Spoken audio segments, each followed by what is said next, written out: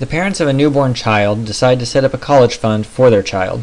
They intend for the account to be worth $120,000 on the child's 18th birthday. They decide to make semi-annual payments into an account that pays 6.8% compounded semi-annually. And then there are several parts of this problem. Let's see. In part A, we want to know how much money they should deposit if they start saving when the child is born. And then in part B, we want to know the total amount of money they'll deposit over the course of the 18 years. Parts C and D ask essentially the same questions, except they assume that the parents do not start saving money until 8 years after the child is born. And then we want to see how that affects things.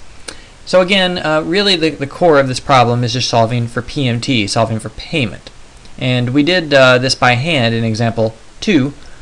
And this problem is not any more complicated, but again, it gives us another chance to get experience using the TVM solver.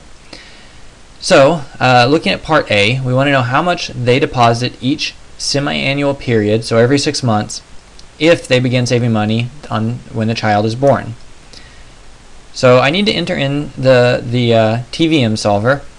Now remember, if you have a TI-83 Plus or an 84, right around here you'll see an Apps button.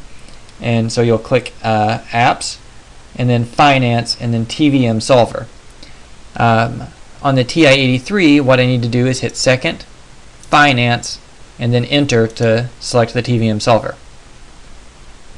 Okay, so in this case, so we're assuming that they are saving money for 18 years, but they are making deposits semi-annually. So N would be 36. Let me show you very quickly. You can actually do calculations within these TVM registers. For instance, 18 years is the number of years they're saving money, but they're compounding 2 times per year, or they're depositing money 2 times per year. So 18 times 2 turns out to be 36. Okay. It said that the annual rate of interest was 6.8%. We start off with an empty account, so that's PV. Payment is actually what I want to solve for, so I'm just going to make that 0 for a moment. And we want $120,000 when the child is 18, so that should be our future value.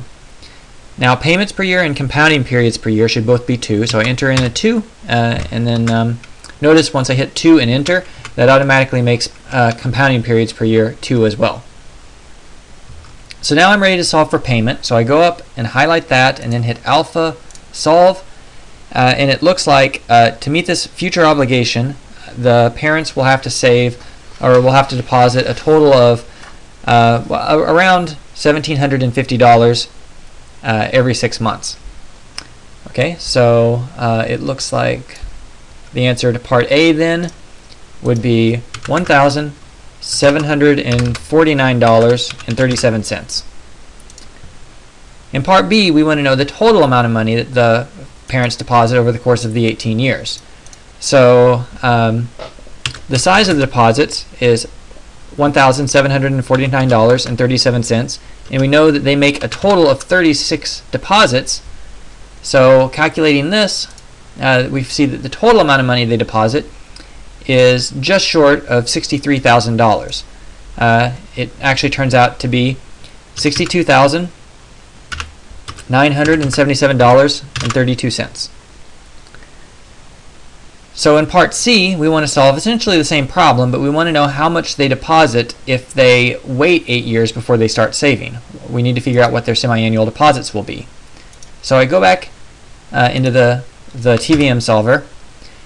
So what changes? The interest rate is still the same. The compounding periods per year is still the same, and the future value is still the same. They still want to have $120,000 saved. What's different is in this case they're only saving for 10 years and making deposits twice per year, so N will be 20. So now I scroll down to payment, hit Alpha, Solve, and it looks like now the parents have to set aside $4,287.11 every 6 months. Oops.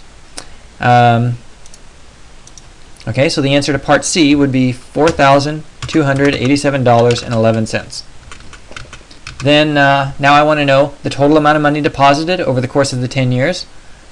So again, I just take the semi-annual payments and multiply by 20 because they make a total of these payments, and I get $85,742.20.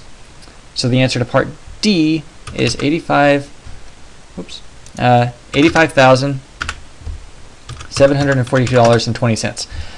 So the main thing you can see in this problem is that by waiting 8 years to start saving, the parents have to put in considerably more of their own money to reach this goal of $120,000 when the child turns 18.